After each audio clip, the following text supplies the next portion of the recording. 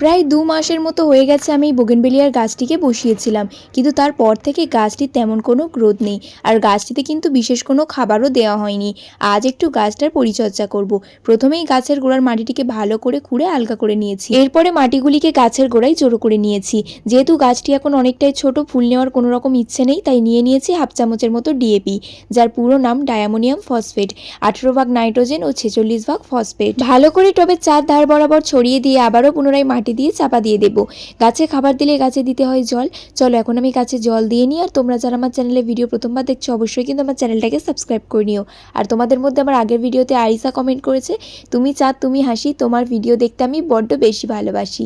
তোমাকে অনেক অনেক ধন্যবাদ বনু এত সুন্দর একটা কমেন্ট করার জন্য। তাহলে আজ আমি চলি, দেখা হচ্ছে কাল।